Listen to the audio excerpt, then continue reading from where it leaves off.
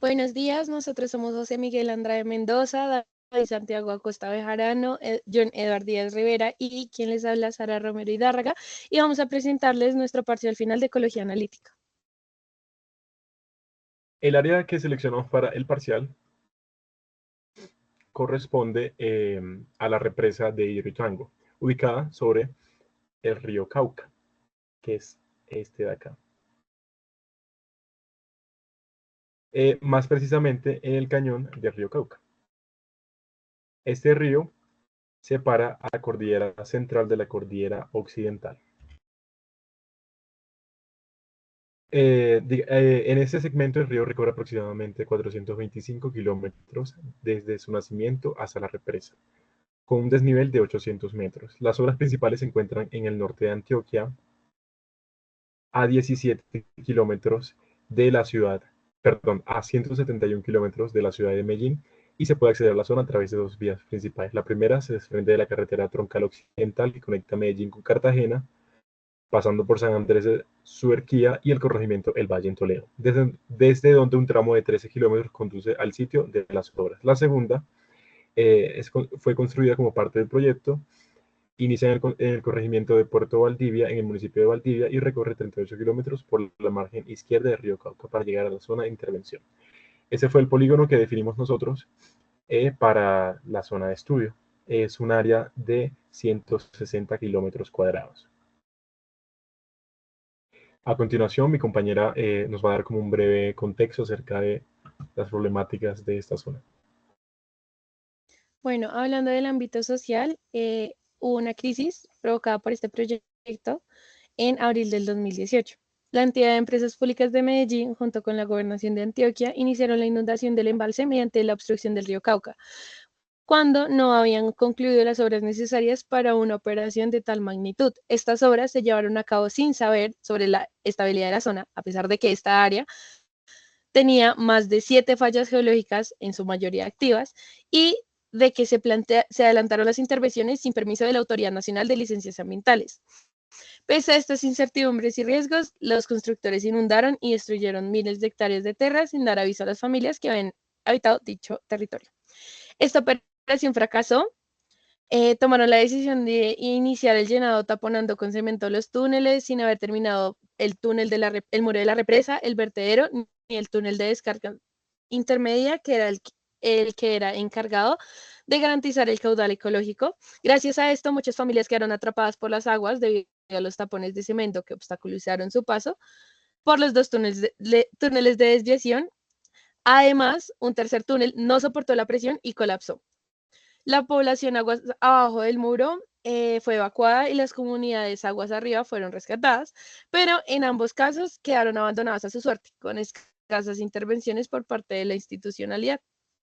La zona quedó altamente inestable y en mayo del 2018 el túnel que había colapsado se destapó por escasos minutos y produjo una avalancha que destruyó viviendas e infraestructuras comunitarias.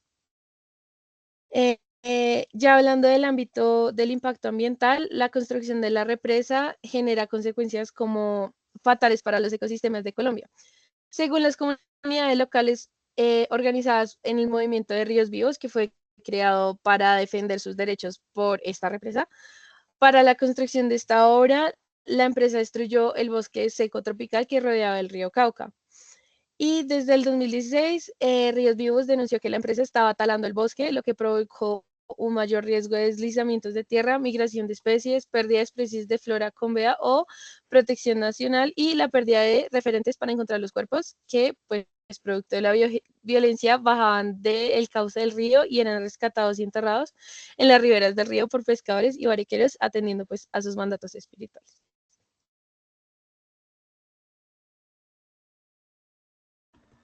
Vale, entonces nosotros quisimos hacer un análisis de la ecología del paisaje, de cómo cambió este paisaje a raíz de la instalación de la hidroeléctrica. Y bueno, como primer año tomamos el año 2009, que es un año antes de la construcción de la hidroeléctrica, dado que digamos que las construcciones empezaron en noviembre del año 2010. Entonces, por eso elegimos 2009. 2009. Entonces, descargamos una imagen satelital para el año, para la clasificación de coberturas, descargamos la imagen satelital para el año 2009, que es antes pues, de la instalación de la represa. Como podemos ver, aquí el cauce del río pues, está de forma normal y ininterrumpida. Como podemos ver, no se ubican como pues, obras hidráulicas ni nada. Y como segundo periodo, definimos el 2020, ya donde la obra está bien consolidada. Y pues así luce, ya vemos que ya pues el cauce del río ya cambió, ya pues esta zona se inundó.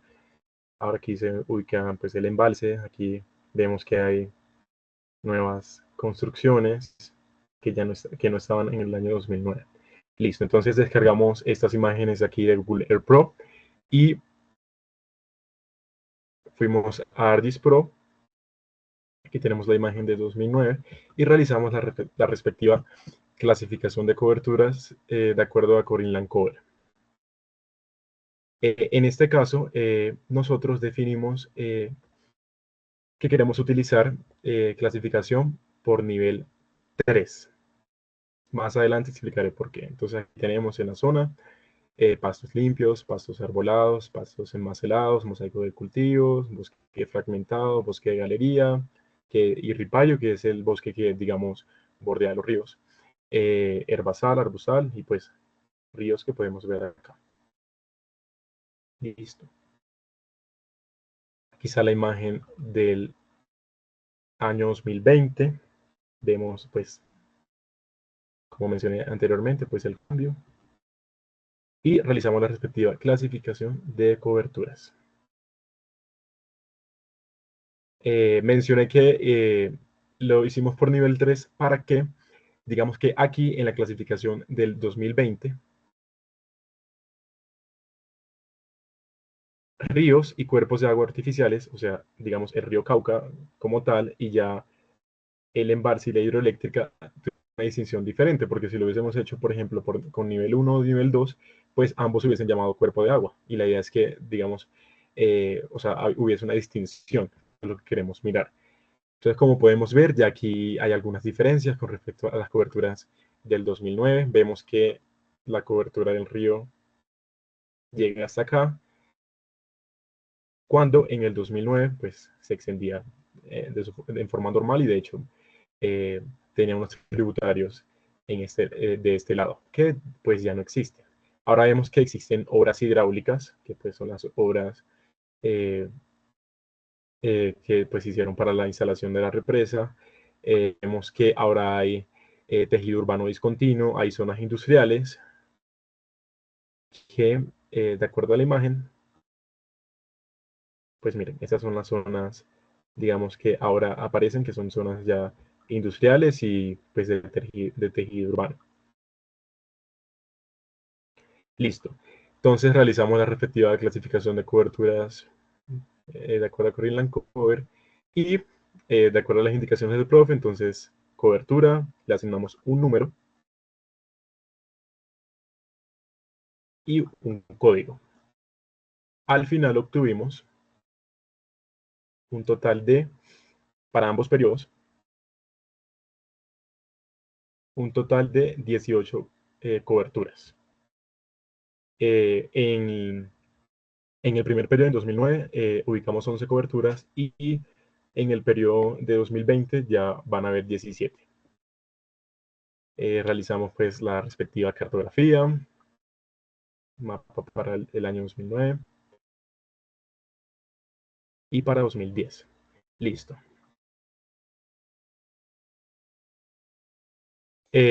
Bueno, de acuerdo a las indicaciones dadas por el docente, entonces rasterizamos las imágenes, perdón, rasterizamos estos vectores y obtuvimos, por ejemplo, esta es la imagen raster para el 2020. Está clasificado en una escala de grises que va del 1 al 18, por lo que aquí hay 18 coberturas. Y aquí está la imagen raster para el año 2009, que está en una escala de grises, como el anterior, del 1 al 11, por lo que mencioné que hay 11 coberturas. Listo. Después de esto, fuimos al software de el software indicado por el docente y realizamos los respectivos cálculos de las métricas. Entonces, aquí están los resultados. Por ejemplo, aquí tenemos el resultado para el 2009. Entonces, por ejemplo, aquí tenemos las métricas de parche. Aquí está, pues, el código que le asignamos a cada tipo de cobertura. Pues aquí se cargó y están los resultados, las de clase, las de paisaje, el índice de riqueza, que en el 2009 es 11, porque pues hay 11 coberturas o 11 tipos de parche, como se llaman acá. Aquí están las 2020, como podemos ver. El índice es de 17, perdón, el índice de riqueza es de 17 porque pues hay 17 tipos de coberturas. Después de esto, pues se descargaron las tablas y aquí están todas las métricas para, pues sí, como para todas bueno, aquí elegimos como zona de análisis únicamente la zona del río y listo. Vale, entonces como mencionó mi compañero, pues vamos a hacer como un análisis antes de pues el análisis detallado para cada una de las métricas. Primero, haciendo una comparación del área del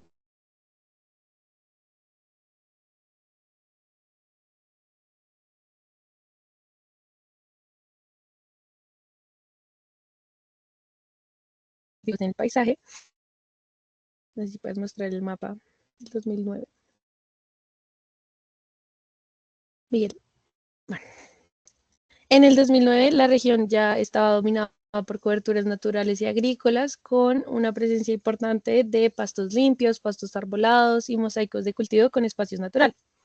Sin embargo, para el 2020 ya pues vamos a darnos cuenta que los usos del suelo experimentaron una transformación debido pues a la implementación de este proyecto hidroeléctrico. Uno de los cambios más evidentes que podemos darnos cuenta es la expansión de cuerpos de agua artificiales, pues que corresponden al embalse de la represa, inundando grandes extensiones de tierras previamente ocupadas por los que mencioné anteriormente, pastizales, cultivos y fragmentos de bosque.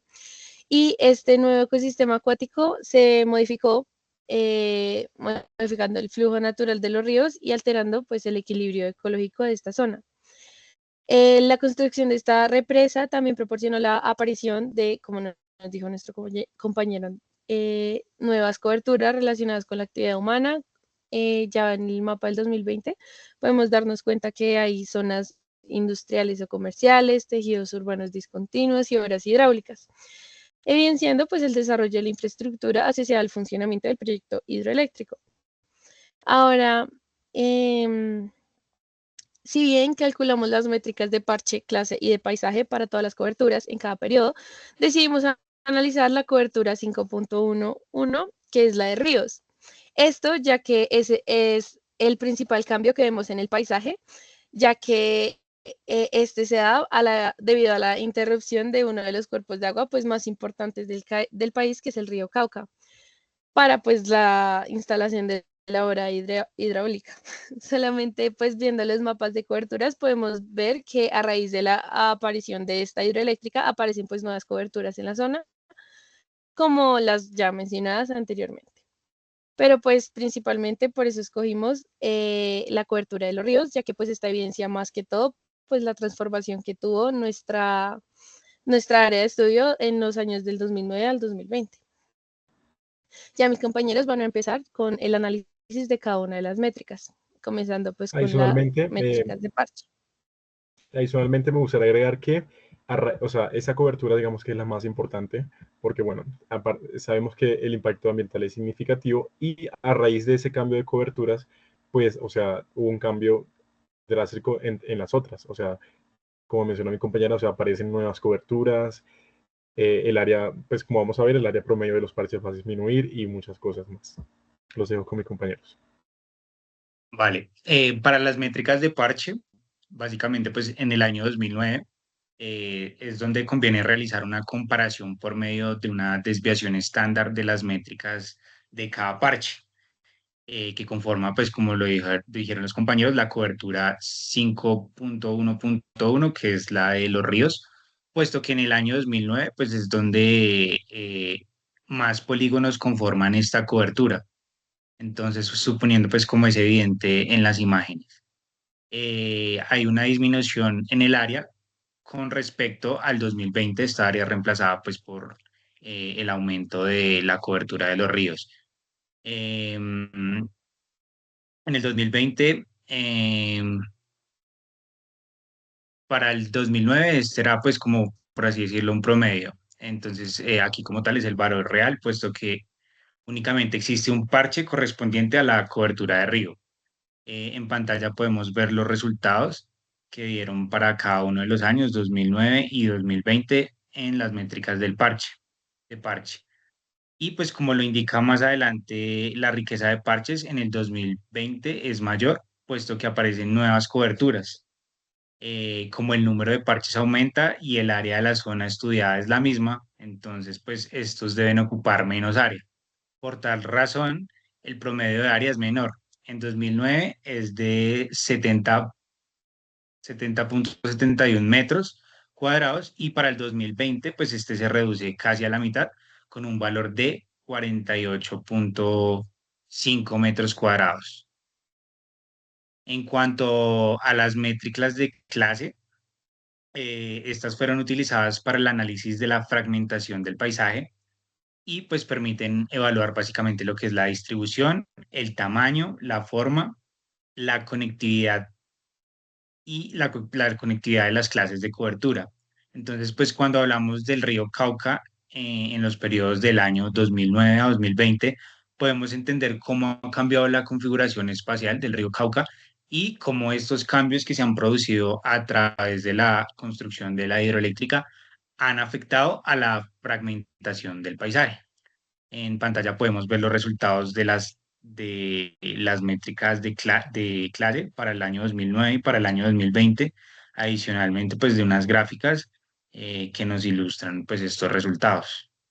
Y con estas gráficas podemos evidenciar que el área del río Cauca disminuyó pues significativamente, pasando de 424.26 hectáreas a tan solo 48.5 hectáreas. Esta reducción se debe pues básicamente a la creación de la hidroeléctrica, cuya construcción y operación pues ha alterado notablemente el caudal del río. Los cambios en el régimen hídrico han afectado pues la disponibilidad de agua en varios tramos, lo que ha generado impactos, en primer lugar, tanto al ecosistema como también a las comunidades que dependen del río para desarrollar sus actividades diarias. También podemos observar un aumento en la cantidad de parches, pues pasamos de 76 presentes para el año 2009 a 154 en el 2020. Y esto se debe básicamente a que el área se ha vuelto más fragmentada con el tiempo, lo que indica pues una alteración en la continuidad del sistema, del ecosistema. Esta fragmentación pues puede estar relacionada con cambios en el flujo del río, como se mencionó anteriormente, la reducción de su caudal y pues también la modificación del paisaje debido a la construcción y posteriormente la operación de la hidroeléctrica. Entonces, pues esto lo que hace es afectar la conectividad ecológica y la distribución de los hábitats presentes en el área.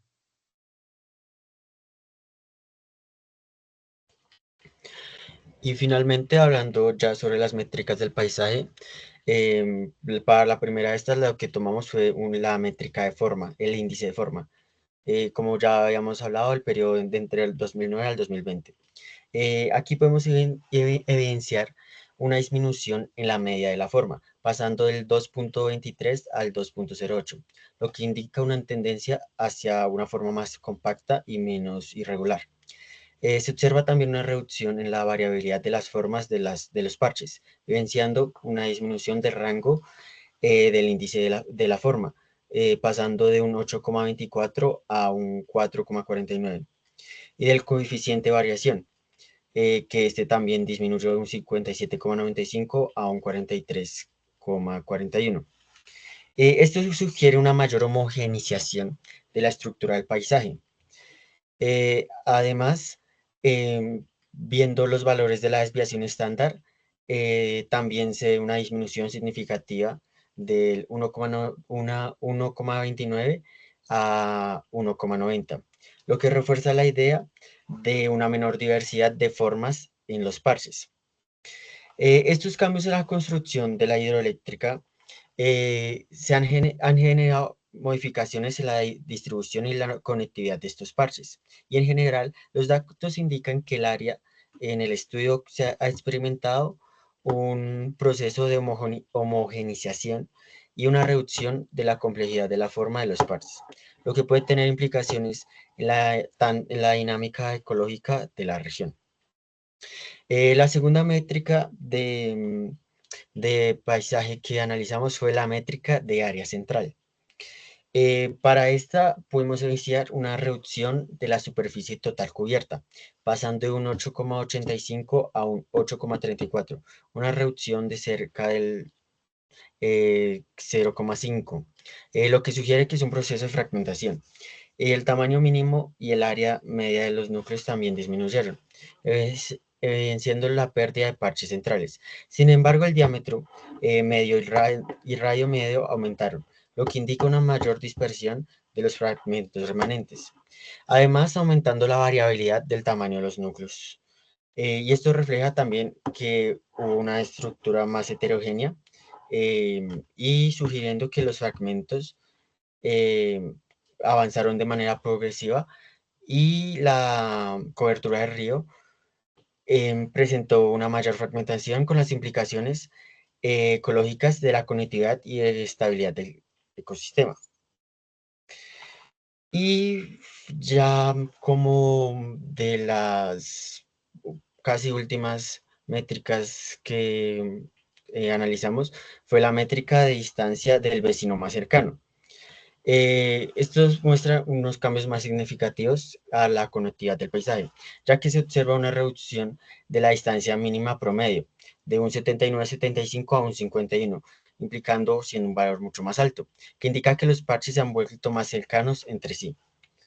Esto indica que la distancia promedio ponderada del área también disminuyó de un 416,62 a 384. Mientras que el rango de distancia se incrementó notablemente, de 1138 a 1338, evidenciando una mayor dispersión en la distribución espacial de los parches. Y ya como el último fue el índice de biodiversidad. Este parámetro indica la riqueza de los parches, entendiendo como el número de tipos de parches presentes en el paisaje. En el año 2009, el primer periodo de tiempo que analizamos tiene un valor de 11, aumenta a 17 en el año 2020, suponiendo una mayor fragmentación a las zonas donde se redujeron la homogenización del paisaje. En cuanto al SHDI, este es el típico índice de diversidad de Shannon, definiendo como la suma de los tipos de parches. La abundancia proporcional a cada tipo de parche multiplicada por esta proporción. Este índice, a medida que aumenta la riqueza, va aumentando. Por esta razón es mayor en el año 2020. Y estos valores indican una normal diversidad en el tipo de parche, siendo una menor en el año 2009, siendo el primer periodo que tomamos. Vale, entonces finalmente en esa entrega esa carpeta, aquí tenemos el parcial final, allí se encuentra el link de este video, tenemos los resultados de las métricas, los resultados generales, perdón, los resultados de la métrica, de la cobertura escogida, la cobertura 5.1.1, y los resultados de las métricas generales para el 2020, para 2029, también una carpeta con la información vectorial para cada respectivo año, donde se ubican los archivos shapefile de pues, las coberturas, los archivos raster que rasterizamos y los archivos raster que el software Praxtas nos dio a la hora de calcular las métricas. Las imágenes satelitales utilizadas y las figuras cartográficas correspondientes a los mapas. Muchas gracias.